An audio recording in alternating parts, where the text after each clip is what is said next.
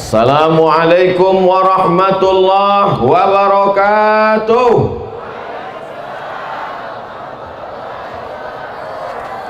Petang hari matahari tenggelam nampaklah bulan. Dari sambutan salam nampaknya macam belum makan. Apa kabar semua jemaah? Sehat? Badan sehat? Hati sehat? Kantong sehat? Dah selesai masalah. Alhamdulillahi rabbil alamin. Wassalatu wassalamu ala ashrafil khalqi ajma'in, Sayyidina wa maulana Muhammadin wa ala alihi wa sahbihi wa man da'a bi da'watihi wa istanna bi sunnatihi ila yaumi liqa'i rabbih wa ba'du. Udah selesai fotonya. Mengapalah Ustadz tegak berdiri di sini? Banyak alasannya. Biar mudah turun dekat tangga. Kalau saya tegak di sana, ada Ustadz Zulfikar Hajar, kakak kelas kami senior atas jauh waktu di Mesir. Kalau saya tegak di tengah, ada pula Kiai Haji Al-Mukarram Al-Ustadz Muhammad Ja'far Shaghir, Direktur Mudir Ma'had Pesantren Al-Munziri.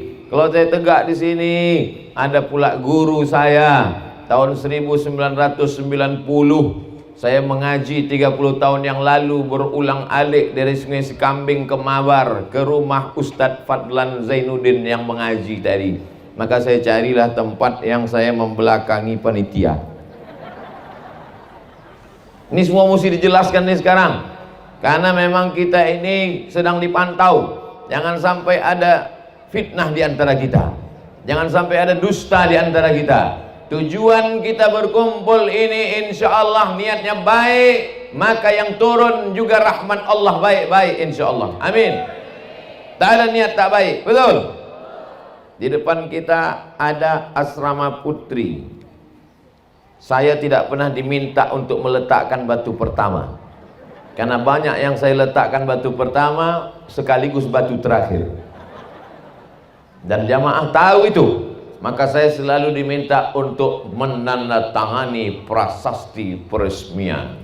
Tadi saya diminta pagi, tanda tangan prasasti peresmian rumah Quran.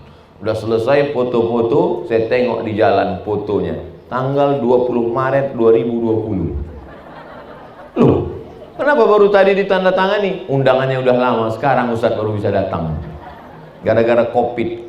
Jadi Maret kemarin jadwalnya, saya tak bisa datang karena COVID. Akhirnya ditunggu-tunggu COVID ini tak pulang. Tak pulang, dia ke Wuhan. Saya datang. Belaga kami sama COVID itu. Bapak Ibu yang dimuliakan Allah Subhanahu wa taala, kullu mri'in tahta zilli sadaqatihi. Nanti kita di akhirat bangkit dari kubur. Idza samaa'u fatarat, langit terbelah. Wa idzal kawakibu tasarat, planet bertabrakan. Wa idzal biharu fujirat, lautan diledakkan. Wa idzal quburu bu'zirat, semua yang dikubur bangkit tegak berdiri di padang mahsyar. Alimat nafsum ma qaddamat wa akharat, hari itu orang baru sadar apa yang sudah dibuatnya menjadi amal menghadap Allah Subhanahu wa ta'ala. Tak ada tempat bernaung di padang mahsyar, karena tukang tenda pun tak mati bawa tenda. Hai tukang-tukang tenda, jangan kalian sombong. Kalian pikir kalian mati bawa tenda? Ibu-ibu tak ada satupun yang mati membawa payung. Walaupun kemana-mana setiap undangan bawa payung. Ada ibu-ibu pernah nengok orang mati bawa payung? Tak ada. Lalu di mana kita bernaung di akhirat nanti? Tenda tak ada, ada masjid. Wa takunul jibalu kal ihnil, bukan mampus, maufush. Hebatnya Al-Quran, maknanya dengan penyebutan hurufnya sama. Ketika disebutkan huruf nun dengan fa, berterbangan macam bulu kambing ditiup angin. Ambil bulu kambing, letakkan ke tapak tangan, tiupkan. mau berterbangan bulu kambing dihembus angin. Kalau tak dapat bulu kambing, bulu ketiak. Berterbangan macam bulu kambing dihembus angin. Gunung Kidul, Gunung Bromo, Gunung Kelut, Gunung Merapi, habis semuanya terbang. Kalau Gunung Kidul, Gunung Bromo, Gunung Kelut, Gunung Sibayak, Gunung Merapi macam bulu kambing dihembus angin, lalu Abdul Somad hari itu macam apa? Dibayangkan ibu tuh, saya mulai layang batin, saya ketawa. Tak ada tempat kita bernaung. Lalu di mana kita bernaung? Nabi SAW menjelaskan, kullum ri'in tahta zilli sodaqatiki, orang akan bernaung di bawah apa pula somat? Orang akan bernaung di bawah solawat pula kata dia. Orang akan bernaung di bawah sodakoh. Jadi kalau ada di antara ibu bapak ini yang bersodakoh 1 sak semen, nampak nanti di atasnya 1 sak. Nampak 1 sak. Kalau ada yang bersedekah 1 triplek, nampak 1 triplek. Kena hujan 3 kali bergulung. Kalau ada yang bersedekah plastik, nampak plastik. Udahlah plastik, bolong-bolong pula. Macam inilah yang sedekah ini dia. Tapi kalau ada yang bersedekah, dia banyak melimpah ruah, tiang-tiang cor besi, semen, kosen pintu, maka itulah yang paling mulia. Saya tidak menyuruh bapak ibu bersedekah, saya cuma cerita aja. Oh sedekah silakan, tak sedekah tak apa-apa, tengok aja nanti di akhirat. Ada duit beli cincin, ada duit beli gelang, ada duit beli subang, ada duit beli anting, ada duit beli rantai. Begitu pergi undangan, merah muka itu. Kenapa merah? Anting 2 on sebelah. On gitu. Apa kabar bu? Sehat. Saking beratnya emas-emas itu. Kalau mau tidur malam, buka rantai, buka gelang, buka anting, buka subang, buka gelang kaki, diletakkan 1 cuci tangan penuh. Begitu jam 2 malam, mati. Kemanalah pergi emas, subang, rantai, anting tadi? Dia ambil ibu yang baru. Sekarang iyalah ketawa. Waktu dengar ceramah saya ini ketawa. Pas pulang nanti di jalan, betul juga kata Ustaz. Betul juga kata saya. Bukan mau merusak kemesraan ibu sama bapak, enggak. Jangan gara-gara cerita saya ini nanti sore maghrib bapak tuh meminta, Adinda, mana teh manis abang? Buat aja sendiri. Watutlah mata kau tajam menengok cincin gelangku selama ini ya. Sudah diceritakan Ustaz Somad niat burukmu. Enggak. Niat baik bapak-bapak, menikah itu sunnah ibadah, iya kan bu? Tidak katanya. Bapak ibu yang dimuliakan Allah Subhanahu wa ta'ala, tempat kita bernaung tak lain tak bukan adalah sedekah. Ada yang tenggelam karena keringatnya sampai mata kaki, ada yang tenggelam sampai ke lutut, ada yang tenggelam sampai ke pinggang, ada yang tenggelam sampai ke dada, ada yang tenggelam sampai ke leher, ada yang tenggelam sampai ke kepala, menghadap mereka kepada Nabi Adam alaihissalam. Wahai Adam, kami tak tahan menunggu di padang mahsyar, panas, tolonglah menghadap kepada Allah supaya diputuskan pengadilan ini. Aku tak sanggup, kata Adam. Tolonglah Adam. Kata Adam, aku tak sanggup. Kenapa Adam? Dulu Allah melarang aku makan buah kuldi. La taqraba hadhihi syajarah. Jangan kau dekati pokok ini. Allah melarang aku mendekati pokok kuldi. Bukan ku dekati, ku makan buahnya. Malu aku menghadap Allah. Minta mereka menghadap Adam. Adam tak sanggup menghadap Allah. Datang mereka menghadap Nuh. Wahai Nabi Nuh, tolonglah menghadap kepada Allah. Kata Nabi Nuh, anak kandungku ku ajak naik sampan. Ya bunayya rkam ma'ana. Wahai anakku, buah hati belayan jiwa, marilah naik ke sampan ayahna. Apa jawab? Kan'an nama anaknya. Ada anak ibu nama Kan'an? Kalau ada ganti Abdul Somad. Apa jawab Kan'an? Sa'awi ila jabali asimuni minal ma. Aku akan naik ke atas bukit yang bisa menyelamatkan aku dari air banjir bandang. Banjir 40 hari 40 malam. Disangkanya macam banjir Sungai Deli. Tenggelam semua alam semesta. Naik air ke atas bukit.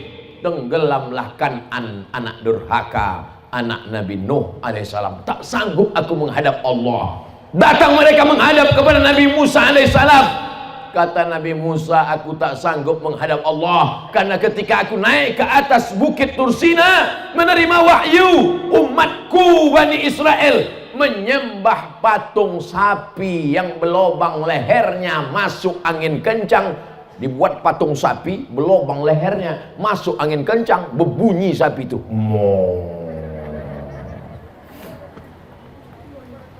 Datang mereka menghadap kepada Nabi Isa. Wahai Nabi Isa, mintalah kepada Allah supaya diputuskan pengadilan. Kata Nabi Isa, aku tak sanggup menghadap Allah karena mereka buatkan patungku dan mereka sembah aku. Aku malu menghadap Allah. Akhirnya mereka menghadap kepada Sayyidina wa Maulana Muhammad sallallahu alaihi. Makanya umat Nabi Ibrahim, umat Nabi Nuh, umat Nabi Musa, umat Nabi Isa ingin menjadi umat Nabi Muhammad sallallahu alaihi wasallam. Badannya paling kecil, umurnya paling pendek, amalnya paling sedikit, badannya paling ringan, tak sampai 50 kilo. Yang Abdul Somad, yang lain lebih. Tapi dia lebih dulu masuk surga daripada umat-umat yang lain. Kenapa? Karena inilah yang berani menghadap Allah Subhanahu wa ta'ala. Karena tak ada cacatnya, tak ada kurangnya, tak ada buruknya, tak ada jeleknya. Allah pun berakhlak kepada dia. Kalau kepada Adam Allah panggil namanya, ya Adam uskun anta wa zawjukal jannah. Kepada Nabi Musa Allah panggil namanya, ya Musa inni istafaituka. Kepada Yahya Allah panggil namanya, ya Yahya khudhil kitaba biquwwah. Tapi kepada Muhammad SAW ada ayat yang memanggil dalam Al-Quran, ya Muhammad. Ada? Macam hafal Quran aja. Ada bu? Tidak. Dalam Al-Quran apa kata Allah kalau memanggil nama dia? Ya ayyuhan nabi jahidil kuffar, ya ayyuhan rasul balligh ma unzila ilaika min rabbik. Allah tak pernah memanggilnya ya Muhammad, maka kita pun beradab kepada dia. Tak kita sebut Muhammad, tapi kita panggil dia Sayyidina wa Maulana wa Syafi'ina wa Dhukhrina Muhammad sallallahu alaihi wasallam. Ustadz ini marah atau cuma? Enggak. Kalian macam baru kenal aja. Tadi dulu memang beginilah setelannya. Jadi tak bisa, mikrofonnya pula mantap. Hebat sound system pesantren Al-Munziri ini. Sudah pakai selimut pun keras juga suaranya. Kadang di tempat-tempat lain hebat, besar. Pas ceramah kita, assalamualaikum. Di Al-Munziri udah bekucung, tinggal sholat jenazah aja lagi.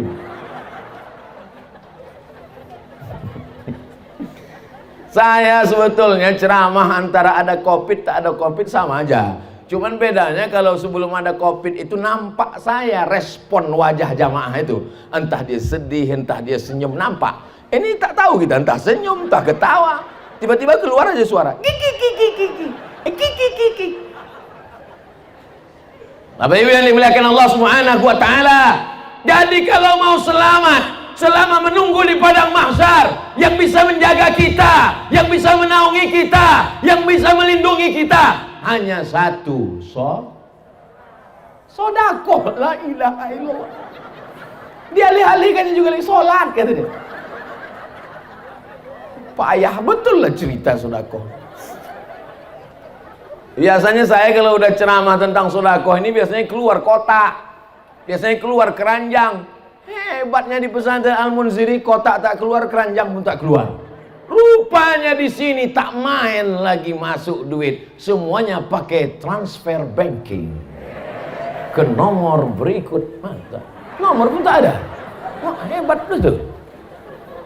Buka Play Store Pesantren Al-Munziri, klik ke nomor sumbangan asrama putri, enter nomor rekening, klik OK.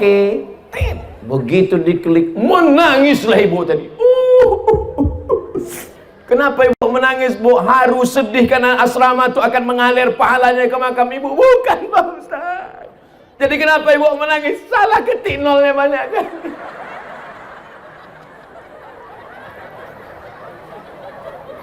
Bapak Ibu yang dimuliakan Allah Subhanahu wa taala, kalau kau ketik 1 juta, ada uangmu di sana 100 juta, yang kau sedekahkan 1 juta, mati engkau. Yang kau bawa mati yang 100 juta, apa yang 1 juta? Tak jelas pangkalnya, juta. Entah mana, ulang sekali lagi. Kalau kau sedekahkan 1 juta, di kantormu, di bankmu, di dompetmu, di kamarmu ada 100 juta, mati kau malam ini. Yang kau bawa mati 1 juta apa 100 juta? 1 juta. Masukkan 1 juta.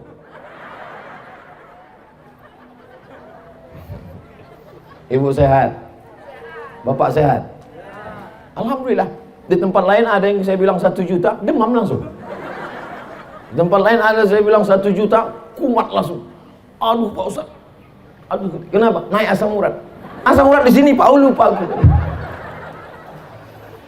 Nah, yang pertama kalau kita mau mendapat naungan di padang mahsyar, maka kita mesti banyak-banyak mau sholawat juga. Oke, sholawat.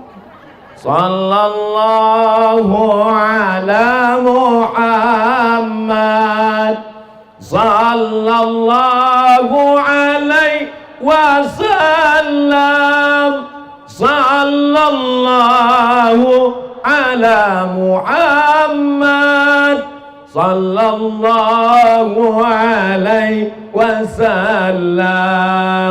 Ya Nabi alaika, ya Rasul salam alaika, ya Habibi salam alaika, salawatullah alaika.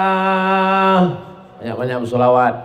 Ibu-ibu yang sedang hamil berselawat, yang belum hamil berselawat, yang sudah hamil berselawat, yang hamil tak ada suami jangan berselawat. Bapak Ibu yang dimuliakan Allah Subhanahu wa taala. Yang kedua, dawu mardakum bis shadaqah. Obati orang yang sakit di antara kalian dengan sedekah. Sudah berobat ke dokter, tak juga sembuh. Sudah berobat alternatif, herbal, kusuk, pijat refleksi, totok. Udah ditusukkan semua jarum-jarum ke badanku nih Pak Ustadz. Dari jarum kaki, jarum jahit, sampai jarum goni. Tak juga sehat Pak Ustadz. Ada satu yang belum kau coba, sesuai dengan sabda hadis Nabi Muhammad sallallahu alaihi wasallam, banyak-banyak bersedekah. Judul bukunya Al-Gharaib wa Taraib Sa'ah wa Sa'ah. Syekh Abu Ammar Al-Misri, orang Mesir. Dia bercerita tentang orang Saudi Arabia, kaya raya, sakit, pergi ke Amerika. Sampai ke Amerika, apa kata dokter Amerika? Pulang, makan enak, tidur enak, ketawa-ketawa, liburan. Nanti mana tahu Bapak Ibu sakit, nauzubillah, nauzubillah, nauzubillah. Mana tahu sakit, pergi ke rumah sakit Pirngadi. Lalu kata dokter, ibu pulang ke rumah, makan enak, tidur enak, ketawa-ketawa. Itu artinya malaikat maut sudah 1,5 inci. Tak ada obatnya. Pulang, tidur, makan, ketawa bersama keluarga, nikmati hidup. Obatnya tak ada, menunggu mati. Mim datema taya bawa. Berarti Masih banyak yang ngajinya pakai kaidah Baghdadiyah. Yang tahu Mimda Tema Taya Bawati itu yang seumur-umur saya, yang umur-umur 23 nih. Kalau anak-anak zaman sekarang mana dia tahu? Anak sekarang ngaji tak pakai kaidah Baghdadiyah. Ngajinya pakai Iqra, a bataba batata batasa balari. Belari anak. Anak soleh insyaallah. Mantap. Amin. Bapak Ibu yang dimuliakan Allah Subhanahu wa taala, akhirnya orang sakit dari Saudi Arabia pergi berobat ke Amerika. Kata dokter Amerika tak ada obatnya, pulang saja. Baliklah dia ke Jeddah. Sampai di Jeddah dia bersedekah, sedekah. Setelah itu tak berapa lama dia pergi lagi ke Amerika, medical check up terakhir, diperiksa sama dokter Amerika, dicek dari mulai urat ubun-ubun sampai kaki kepala. Dokter heran, kau berobat di mana? Kau makan herbal apa? Kau pakai alternatif apa? Kata dia, aku tak ada pakai apa-apa, yang ku pakai sabda Nabi Muhammad sallallahu alaihi wasallam, dawu mardakum bis sadaqah, banyak-banyak bersedekah. Orang yang tak bertuhan, ateis, kafir, munafik, murtad, apa hubungan sedekah dengan penyakit, guys?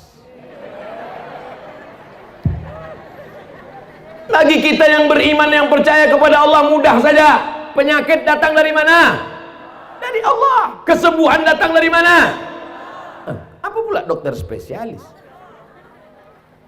Huwadh-dharru huwan-nafi'u. Allah yang mendatangkan mudarat, Allah yang mendatangkan manfaat, Allah yang menolak mudarat. Iyamsaskallahu bidurrin fala kashifa lahu illahu. Kalau Allah mau mudaratkan engkau, tak ada yang bisa menyehatkan engkau. Tapi kalau Allah mau menyehatkan engkau, tak ada satupun yang bisa memudaratkan engkau. Itulah iman, itulah akidah, itulah Ahlussunnah wal Jamaah, itulah makna la ilaha. Begitu. Kenapa Ustaz berapi-api nih? Kepanasan. Maka digulung baju ini dulu. Emang baju baru ini panas bawaannya. Baru dikasih orang tadi malam. Mereknya Casio, kasih orang. Baju dikasih orang, sorban dikasih orang, cincin dikasih orang, nyawa pun dikasih Allah. Kalau mau kapan dia mau dia cabut, betul? Maka ternyata sehatnya kita itu juga karena sodakoh. Akhirnya apa yang terjadi? Apa hubungan penyakit dengan sodakoh? Penyakit datangnya dari Allah, sodakoh datangnya dari Allah. Ketika kita bersodakoh, mengaji anak santriyah. Di pesantren lain laki-laki santri, kalau perempuan santriwati. Di sini berubah, yang laki-laki santri, yang perempuan santriyah. Terserahlah mau santriyah mau, yang penting santri. Mengajilah mereka tengah malam. Bismillahirrahmanirrahim. Yasin wal Qur'anil Hakim. Turun rahmat malaikat yang membelikan keramik, yang membelikan batu bata, yang membelikan semen, yang membelikan seng, yang memasangkan atap, kosen, pintu, jendela, AC, kipas angin. Maka pada saat rahmat Allah turun, penyakit-penyakit itu pun hilang. Innama amruhu idza arada syai'an ayyakula lahu kun fayakun. Dawu mardakum bisadaqah. Obati orang yang sakit di antara kalian dengan sedekah. Setelah selesai ceramah, datanglah ibu-ibu. Ustadz Somad, ya Bu, saya sudah diponis dokter kena penyakit sebesar duit logam 100 perak di dalam perut saya. Namanya kista, bukan merek mobil. Kista. Apa kata dokter? Ini kami sudah cek ada kista di dalam rahim. Gimana obatnya dokter? Mesti dioperasi.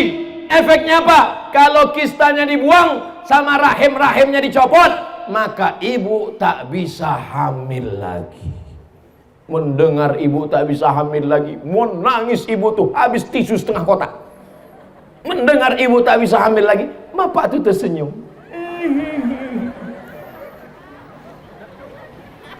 Bapak jangan senyum kali Pak, ibu ini mengintai. Untung pakai masker, diselamatkan masker. Akhirnya ibu ini tahu tentang hadis Nabi, da'u mardakum bisadaqah, obati orang yang sakit dengan sedekah. Dia pun bersedekah, diundangnya anak yatim, pergi dia ke panti jompo, datang dia ke panti asuhan, pergi dia ke pesantren, dibayarkannya uang anak sekolah duafa yang tak sanggup, ditengoknya pembebasan tanah. Berapa harga tanah? 500.000, saya 10 meter, berapa saya yang kurang, ditambahnya. Setelah itu cek lagi ke rumah sakit, dokter tuh heran, ibu makan apa? Makan nasi pakai ayam penyet, ayam patah, ayam sungsang, ayam mati, ayam mutan, ayam pop. Apa masalahnya? Rupanya kista yang sebesar duit logam itu mengkerut, mengecil, hilang.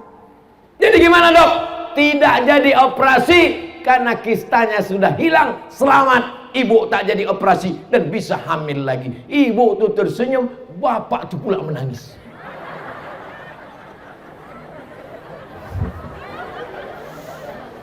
Pupus sudah harapanmu Pak. Bukan main senangnya ibu-ibu ini ku tengok. Kakak mendengar bapak itu tak jadi begini lagi. Kisah nyata, true story. Nanti kalau ke Pekanbaru bisa kutunjukkan sama orangnya. Cuman sekarang tak bisa kusebutkan nomor handphonenya, menjaga kode etik jurnalistik. Nana tahu ada ibu-ibu yang kena penyakit kista, nauzubillah. Mudah-mudahan semuanya sehat insyaallah. Amin. Datanglah orang kena penyakit lutut benanah, sudah 7 tahun tak kering-kering, dikusuk tak kering, makan obat tak kering, benanah saja lutut itu. Datang kepada rumah Imam Abdurrahman Ibnu Mahdi ahli hadis. Hai Imam Abdurrahman Ibnu Mahdi, ya ini lututku benanah sudah 7 tahun tak kering-kering. Apa obatnya? Kau sudah berobat? Sudah. Tak kering juga? Tidak. Tunggu sebentar, aku sholat sunat. Sholat sunat hajat Imam Abdurrahman Ibnu Mahdi 2 rakaat. Selesai itu kata dia, kau pulang buat sumur. Hah? Sakit lutut suruh pula buat sumur. Pokoknya kau buat ada sumur. Pulang dia ke rumah, dicarinya kampung yang tak ada air, dibuatkannya sumur. Orang fakir miskin, anak yatim tuh apa, kehausan, kelaparan, datang mengambil air sumur, minum, mandi, sholat. Setelah tak lama kering lututnya. Apa hubungan lutut bernanah dengan sumur yang diminum orang? Rupanya sodakoh air minum membuat orang bisa sholat, bisa wudhu, bisa mandi, bisa makan, bisa minum. Maka turun rahmat Allah, sembuh segala penyakit. Maka kalau ada bapak ibu yang benanah, mau lutut, telinga, hidung, kepala benanah. Sekarang ada anak-anak gadis perempuan yang benanah 2, ujung hidung sama ujung dagu. Karena dagu mau mancung, disuntikkan kresek silikon tak mau mencair dengan darah, akhirnya benanah. Mau disedot takut hilang dagu, akhirnya ditempelkanlah lintah, terapi lintah. Ditempelkan lintah untuk menyedot nanah yang ada di dalam. Lintah itu biasanya kalau sudah menempel di kulit, setengah mati kita mencopotnya tak bisa. Tapi ini begitu ditempelkan lintah, melompat lintah itu. Apa kata lintah? Masam kali nanahnya. Maka jangan robah ciptaan Allah. Jangan kalian robah-robah. Ini banyak perempuan sekarang, dagu suntik tajam, hidung suntik tajam, cuman 2 bulan. Habis itu hidung menanah, dagu benanah, hidung turun, dagu turun. Tinggal cari sapu lidi macam nenek sihir. Akhirnya apa yang terjadi? Sembuh kering lututnya karena sedekah air minum. Jadi kalau ada jamaah ini mau bersedekah air minum, jangan sebotol 2 botol. Datang ke pesantren Al-Munziri, temui Kiai Haji Al-Ustadz Haji Muhammad Ja'far Shaqir, tanya berapa sumur bor yang perlu dibangun tak kering-kering, hidupkan sampai hari kiamat tak kering-kering, mengalirlah pahalanya. Boleh saya niatkan untuk almarhumah omak saya Pak Ustadz? Mantap. Datang sahabat Nabi bertanya, ya Rasulullah, ya ummi matat, emakku mati, Nyala kasar kali Ustaz, meninggal. Terlalu lembut Pak Ustaz, maninan. Ummi matat, aku meninggal. Apa atasaddaqu anha? Kalau aku bersedekah, apakah sampai pahalanya untuk dia? Kata Nabi, tasaddaq, bersedekahlah engkau, pahalanya sampai untuk dia. Ayyus sadaqatu afdal? Apa sedekah yang paling afdal? Saqiyul ma, memberi air minum. Maka bersedekahlah sumur bor. Saya mohon maaf Pak Kiai, saya tak tanya ini santrinya berapa, kamar mandinya berapa. Tapi saya pernah ceramah di salah satu daerah, santrinya 1000, kamar mandinya 10. Bayangkan itu, perang yang paling sulit. Ngantri panjang, kemana mau diletupkan bom atom ini? Belum sempat kami cerita panjang lebar sama Pak Kiai tadi. Mestinya kita ukur standar kamar mandi berapa, sumur bornya berapa, layak apa tak layak. Itulah yang akan menolong kita di hadapan Allah Subhanahu wa Ta'ala. Betul apa salah? Saya tak ada maksa Bapak Ibu. Kalau salah katakan salah. Saya sudah siap mau pulang ke rumah. Bapak Ibu yang dimuliakan Allah Subhanahu wa Ta'ala, yang pertama, sedekah menjadi atap naungan di akhirat. Yang kedua, kalau mau sehat walafiat, bebas dari segala macam penyakit, banyak-banyak bersolat. Saya ditanya sama jamaah, Ustadz Somad, kemarin kami tengok di Facebook di Aceh, lalu kemudian ke Medan, lalu kemudian ke Palembang, lalu kemudian ke Jakarta, lalu kemudian ke Makassar. Kenapa Ustadz sehat terus Pak Ustadz? Apa yang Ustadz minum? Teh manis. Makanannya nasi lemak. Tak ada tambahan suplemen-suplemen. Nggak ada, Beb. Jadi kenapa Ustadz sehat? Sehat saya karena didoakan jamaah. Berjuta-juta jamaah yang mendoakan saya. Di Instagram aja 4, berapa itu sekarang. Belum lagi di Facebook. Sebentar ya, aku cek dulu. Tak enak pula kalau agak-agak data nih tak valid kan. Sabar kalian nunggu kan. Caranya buka YouTube, habis itu cari Ustadz Abdul Somad Official. Udah? Nah, sesudah dapat baru buka, subscribe dulu. Nah, sudah itu baru cari tentang. Nah, di ujung tuh tentang. Nah, sudah tentang baru tengok. Channel ini dibuka tahun 2019, sudah ditonton sebanyak 75 juta orang. 75 juta orang ini tidak semuanya suka, banyak juga setan-setan yang tangannya begini tuh, yang tangannya begini. Anggaplah setan sama hantu sama jin nyiblorong sundel bolong itu 5 juta. Tapi kan masih kalah juga kita sama 70 juta. 70 juta yang menonton saya. Bayangkan itu, kira-kira 70 juta itu kalau ikut pilpres menang apa kalah? Tapi kalian nggak perlu khawatir, aku tetap jadi ustadz sampai hari kiamat. Jangan takut kalian. Kemana ceritanya tadi? Mundur balik ke belakang. Bahwa kita didoakan orang. Makanya saya kalau kemana-mana jumpa saya, doakan saya makcik. Aku mau berfoto dekat Ustadz Somad. Yang boleh berfoto dekat aku ini 2 mak. Yang pertama anak-anak, yang kedua nenek-nenek. Kenapa begitu? Karena kalau anak-anak yang masih muda-muda nanti dikatakan orang istri simpanan saya. Didoakan oma-oma itulah saya. Ustadz Somad ini sehatkan. Apalagi orang-orang di pesantren Al-Munziri ini. 2 bulan yang lalu jumpa saya sama Pak Kiai di Pekanbaru. Maka sejak itu setiap maghrib mereka mendoakan, saya akan Ustadz Somad, saya akan Ustadz Somad, saya akan Ustadz Somad sampai tanggal 5 ya Allah. Setelah itu mau kena COVID, mau mati, mampus sudah di situ.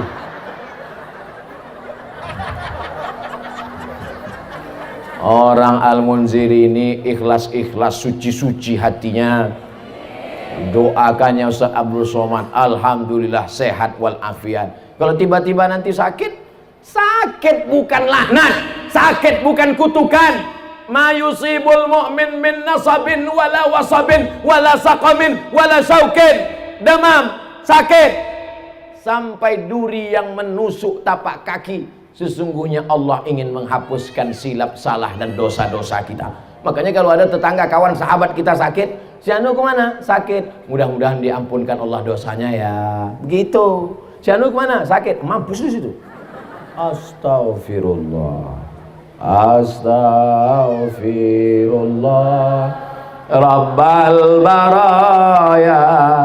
Astaghfirullah minal khataya.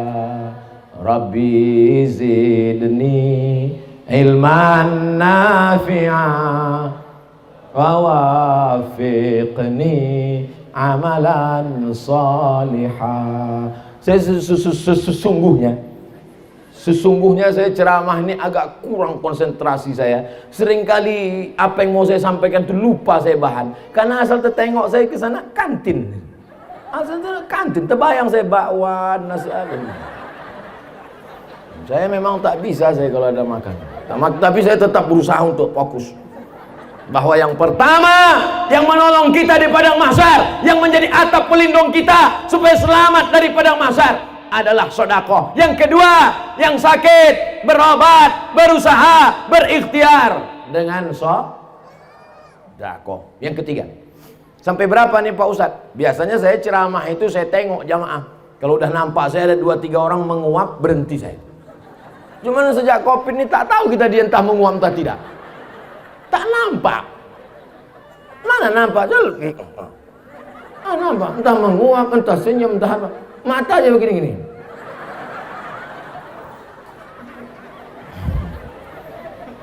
Jadi memang di mana-mana saya patok, saya ceramah 60 menit. Tadi saya mulai jam 2:30, nanti jam 3:30 kebetulan nanti berkumandang suara azan dan sholat asar. Begitu Bapak Ibu semua sholat asar, saya tengok kalian mau sholat asar, saya pun pulang.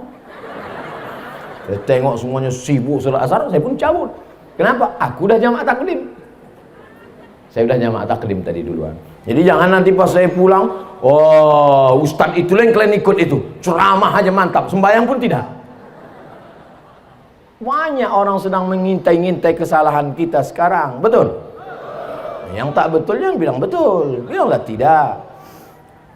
Yang ketiga, shadaqatus sirri tadfa'u mitatassu. Sedekah menolak mati su'ul khatimah.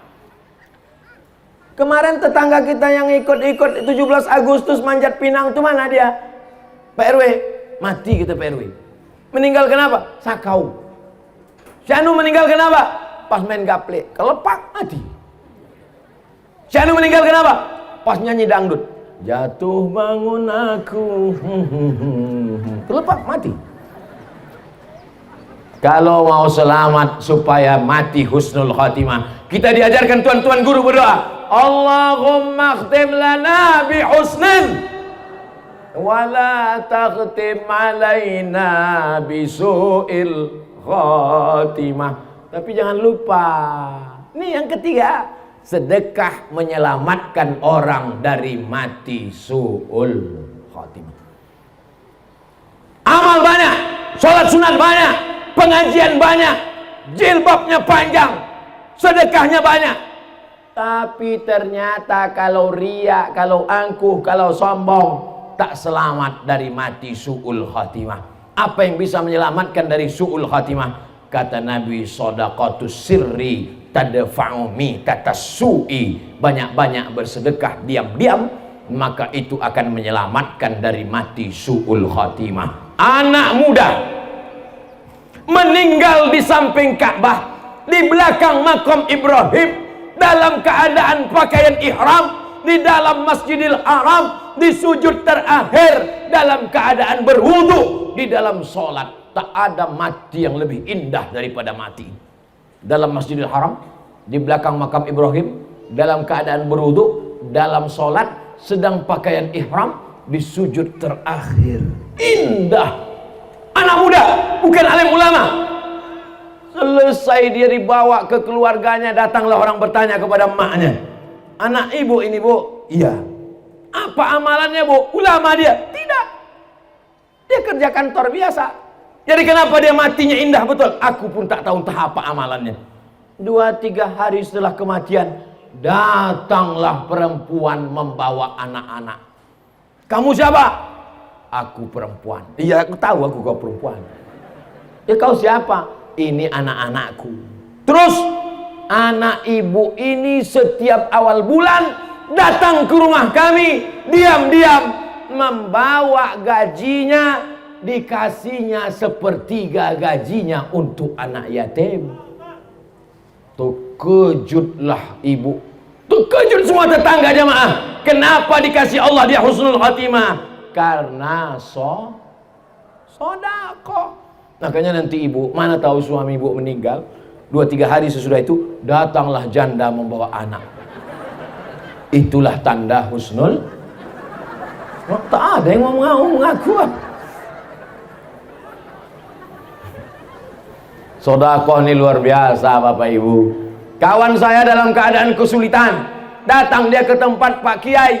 Pak Kiai, aku hidupku sedang sempit, aku dalam keadaan susah, aku dalam stres, aku depresi. Kau cari kampung, terus kau cari warung di kampung itu, terus cari yang catatan utang orang paling banyak di situ, sampai malu jumpa beli minyak lampu, malu jumpa beli beras, malu jumpa beli sabun karena utang begitu banyak. Terus bayarkan diam-diam, maka Allah lepaskan segala kesulitanmu. Wallahu fi aunil abdi makanal abdu fi auni akhih. Allah akan menolong seorang hamba selama hambanya itu mau menolong saudaranya. Jadi masalah menolong orang dengan sedekah ini Bapak Ibu luar biasa. Makanya orang-orang mati itu kalau sudah mati masuk ke liang lahat dikubur, ditanya Allah Ta'ala, hai mayat, mau kalian hidup lagi? Apa kata mayat-mayat itu menjawab, laula akhartani ila ajalin qarib. Macam film hantu, ada suara soundtracknya.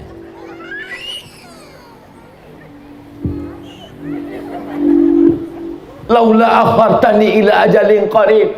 Kata mayat-mayat yang sudah masuk dalam kubur, kasihlah aku waktu sekejap aja ya Allah, kasihlah aku hidup sebentar saja ya Allah. Tak bisa sehari setengah hari, tak bisa setengah hari 1 jam, tak bisa 1 jam 1 menit, tak bisa 1 menit 1 detik, hidupkan aku. Kalau kau kuhidupkan, kau mau apa? Apa jawab dia? Fa'asaddaqa. Kalau aku hidup sekejap, aku mau bersedekah. Kenapa Ustaz dari tadi ceramahnya ke sini terus? Kenapa tak ke sana? Mereka tuh tak ada duit. Duit mereka dipegang ini semua. Maka tak ada gunanya aku ceramah ke pinggir sana. Bersedekahlah kalian, bersedekah. Ujung-ujungnya pasti dia nanya, Ma, boleh ya? Gitu. Bagus aku langsung aja kan. Setuju kan Pak? Ah, benar enggak dulu. Betul Pak Ustaz. Lepas aku dah gitu. Lepas aku dah gitu. Memang yang cari duit, pergi pagi pulang petang, peras keringat banting tulang, tunggang langgang lintang pukang, itulah orangnya. Tengoklah wajah-wajah yang penuh penderitaan itu. Itulah orang yang pergi sampai kepala jadi kaki, kaki jadi kepala, tapi tak megang duit. Asal mau pergi, nah dompet sini. Ini kau pergi. Kau jangan banyak megang, nanti berbini kalau sekali lagi. Tapi insya Allah tak apa-apa Bu. Niat ibu baik kan Bu kan? Mengaku pula. Mudah-mudahan duit bapak kalau dipegang ibu ini tak hilang. Kalau lah ibu-ibu begini yang megang duit bapak, jilbabnya panjang, rajin pengajian, tak akan dibelikannya duit bapak itu gelang tangan, gelang kaki. Paling-paling dibelikannya emas batangan. Ibu-ibu yang suka shopping ke mall, ada ibu-ibu nih ke mall sehari 3 kali macam makan obat. Pagi jam 8 dia pergi ke mall. Kata security jam 10 baru buka Bu. Ditahannya tegak di pintu. Pagi ke mall, siang ke mall, malam ke mall. Cincin 3 kiri 3 kanan. Kalau mau beli kangkung nunjuk, berapa ya? Kalau belanja di mall 100.000, angkat. 500.000, bungkus. Tapi kalau belanja ke pasar, menawarnya mencekik. Berapa ikan ini setumpuk? 15.000, 2.500 ya. Kalau di mall bukan main lagi kau tunjukkan kau yang kayanya. Sampai duit-duit itu bersisa waktu bayar. Bu, ini ibu masih ada sisa uang lagi 10.000. Boleh kami donasikan? Ambillah. Aku 10.000 itu macam kutil aja. Tapi kalau menawar di warung tetangga sebelah, alhamdulillah, ibu-ibu yang macam itu tak ada di sini. Amin kata dia, berarti masih ada. Husnuzan, semuanya baik-baik insyaallah. Amin. Bapak Ibu yang dimuliakan Allah Subhanahu wa taala, siapa yang ceramah di pesantren Al-Munziri tadi? Abdul Somad. Abdul Somad yang mana itu? Mana ada Abdul Somad lain? Apa isi ceramah dia? Entah apa-apa, aku pun tak ingat lagi. Aku fokus sekali nengok baju baru dia itu, jadi tak ingat pula aku tahu. Kalau payah ngingat ceramah saya, tinggal kalian tonton aja di channel Ustadz Abdul Somad Official. Hasil setiap detik, setiap menit tontonan kalian itu, duitnya dibelikan beras untuk fakir miskin. Satu paket isinya beras 10 kilo, minyak 2 kilo, gula 1 kilo, teh 1 kotak, susu 1 kaleng, sarden 10 kaleng, satu paket 300.000 dibagikan ke fakir miskin, ke anak yatim dan du'afa. Jadi sekali menonton sesungguhnya dia sudah bersedekah. Tapi sedekah yang di Munziri juga jangan lupa. Yang tak bawa duit cash sekarang, besok pagi bawa sama koper-kopernya kemana. Assalamualaikum Ustadz Kiai Haji Muhammad Ja'far Shagir. Ya, mana semen batu bata, berapa lagi yang perlu kami bantu? Coba tengok data-datanya. Semen sekian sak, batu bata sekian sak, kosen. Ibu mau nolong? Enggak, mau nanya aja. Tolonglah. Siap ibu menolong? Mak, dari bunyinya tak yakin aku. Siap bapak menolong? Siap nih kak. Apalah gunanya orang siap tak berduit? Insyaallah. Al-mu'minuna wal mu'minat ba'duhum awliya'u ba'd. Laki-laki yang baik, perempuan yang baik, mereka saling tolong menolong. Anak-anak sekarang cabut dari sekolah pergi ke mall jalan-jalan, dari rumah pakai jilbab panjang, sampai di tengah jalan jilbab dikulung masuk tas, naik motor knalpotnya dipotong, cabut, minumannya disuntik pakai narkoba, begitu diminum mabuk, hilang kesadaran, melakukan perbuatan zina. Lagunya sudah ada, pulang-pulang berbadan dua. Yang ketahuan aku sih pula macam paham ini.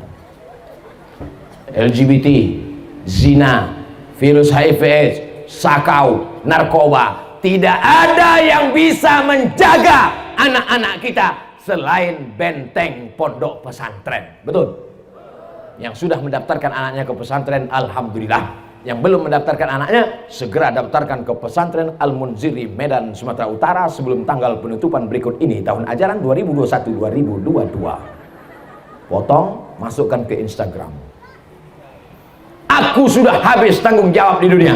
Kalau ditanya Allah nanti di akhirat, kenapa anak si anu mabuk? Kenapa anak si anu sakau? Kenapa anak si anu pakai sabu-sabu? Bukan salahku ya Allah. Aku sudah sampaikan di mana-mana, sudah kuceramahkan. Mereka lah yang tak mau mendengarkan ceramah. Tapi ibu-ibu yang ada di sini semua insya Allah selamat anaknya dunia akhirat. Amin.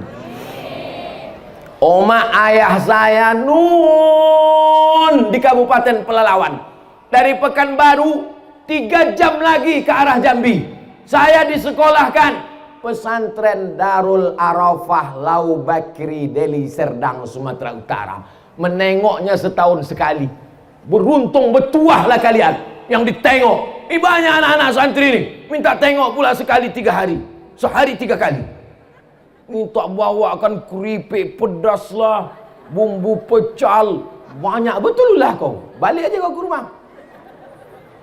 Kami dulu setahun sekali baru ditengok. Orang tua di Riau, saya kuliah sekolah di pesantren Darul Arafah. Tak ada perempuan. Ini masih untung ada santriah. Kami tak ada santriah. Laki-laki semua. 1.800 santrinya. Laki-laki semua. Tengok kanan laki-laki. Tengok kiri laki-laki. Kalau mau menengok perempuan, pas makanlah bibik-bibik yang masak di dapur. Bukan baik bibik itu. Ngantri lah kami bawa piring. Bik, kata Pak. Kelepak. Mereka lewat.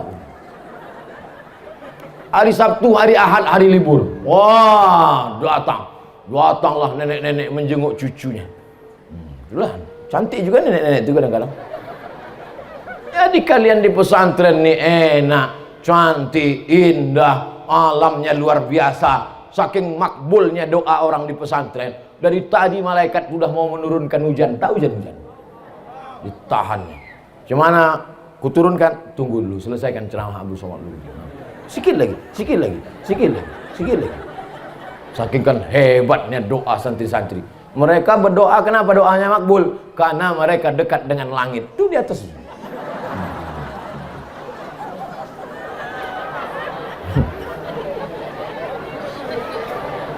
Ustaz Somad jam 12 malam menelpon mak-mak. Ibu kenapa? Diganggu jin. Bukan Pak Ustaz, anakku. Kenapa anak ibu? Anakku bawa motor Kawasaki Ninja, ngubut ke sana kemari, mau kularang udah tak bisa. Kalau kularang dibawakannya parang panjang. Kenapa? Kabel-kabel otaknya sudah korslet dibuat narkoba. Apa lagi yang mau dilakukan? Nasi sudah jadi tai ayam. Anak sudah mabuk, otaknya sudah rusak. Ibu masih cerita bubur juga lagi. Udah rusak udah otaknya. Ustaz Somad, tolong doakan anak saya. Pak Ustaz datang ke rumah. Anak ibu kenapa? Tak tahu pagi, tak tahu siang, tak tahu malam, tak tahu makan, tak tahu sholat. Asik main game online di kamar.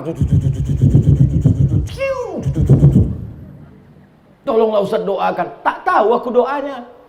Belum ada dapatku doa Nabi. Allahumma inni a'udzubika min game online. Siapa yang memberikan handphone? Aku Pak Ustaz. Siapa yang mengasihkan kamar besar? Aku Pak Ustaz. Siapa yang membelikan layar monitor TV besar? Saya Pak Ustaz. Siapa yang membelikan paket? Saya Pak Ustaz. Siapa yang buat dia kecanduan? Saya Pak Ustaz. Sekarang dia udah kecanduan, siapa yang salah? Ustaz. Apa pula aku salah? Maka kalau anak kita mau selamat, tidak ada jalan lain, sekolahkan di pesan. Saya nih Bu, saya nih Pak, andai tak dimasukkan ke pesantren dulu, udah jadi hantu sekarang. Alhamdulillah dimasukkan almarhumah mak nih saya ke pesantren, tinggalkannya. Begitu saya taman aliyah, dikirimnya ke Mesir, 4 tahun tak dikasihnya ongkos, tak balik-balik. Sampai temenung saya di tepi sungai Nil tuh. Sadis sekali ya. Tak jadi bunuh diri. Rupanya sudah habis. Tadi dimulai 2:30, sekarang 3:30. 60 menit kita bersama. Mudah-mudahan 60 menit ini menjadi nilai amal soleh. Jangan kemana-mana setelah pesan berikut ini. Bagaimana cara kita menyikapi wali santri yang masih ragu dalam menitipkan anaknya di pesantren? Hampir tiap 3 kali seminggu datang sehingga anaknya terganggu belajar. Itulah yang kusampaikan tadi. Kan udah kusampaikan itu udah. Janganlah kalian tengok anak itu sering. Udah kusampaikan tuh kan. Tengok dia 1 semester, tengok dia pas libur aja jebut. Sayang sama anak bukan kalian letakkan di celah ketiak. Sayang sama anak bukan dibelikan motor, dibelikan mobil. Sayang sama anak dikasih handphone mahal, gadget 25 juta, motor 100 juta. Sore pergi ke sana kemari. Orang sedang sholat maghrib. Wailil maghdubi alaihim waladdallin. Ada yang di belakang keceplosan, mampus gitu. Tiang listrik mati. Sayang sama anak, tinggalkan di pesantren. Ibu kalau mau menangis, Bu, jangan waktu di pintu ini. Tinggalkan dia sini. Ku tinggalkan kau di sini supaya kau jadi orang. Ku tinggalkan kau di sini supaya kau jadi ulama. Ku tinggalkan kau di sini supaya kau menjadi polisi, jadi tentara, jadi hakim, pengacara. Belajar kau baik-baik. Kalau mau nangis, udah keluar agak-agak jauh, ada pokok-pokok sawit. Berhenti menangislah di bawah tuh.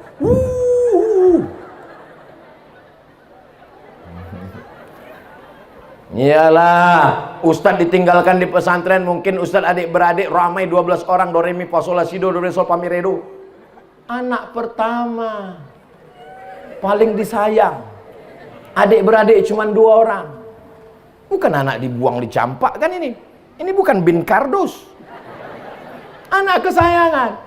Tapi orang tua saya punya prinsip, kau mesti jadi orang, kau mesti sekolah. Maka saya yakin dan percaya ibu-ibu yang selama ini menangis pulang sampai menangis biji matanya sebesar telur angsa. Oh, nangislah ibu tuh. Oh, kenapa bu? Aku tadi ke pesantren kasurnya tipis. 2 minggu yang lalu ku tengok anakku Pak Ustadz tipis kasurnya. Terus kemarin ku tengok yang tipis itu pun hilang pula.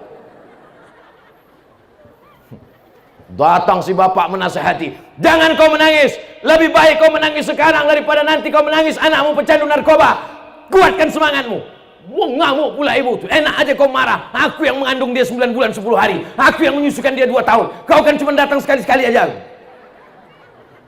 Hancurlah dunia persilatan. Maka insya Allah kalau bapak bekerja sama dengan ibu, selamatlah anak-anak kita, yang menyelamatkan diantaranya pesantren Al-Munziri ala hazihin niyah wa kulli niyatin solihah. Al-Fatihah. A'udzu billahi minasy syaithanir rajim. Bismillahirrahmanirrahim. Alhamdulillahi rabbil alamin. Ar-Rahmanir Rahim. Maliki yaumiddin. Iyyaka na'budu wa iyyaka nasta'in.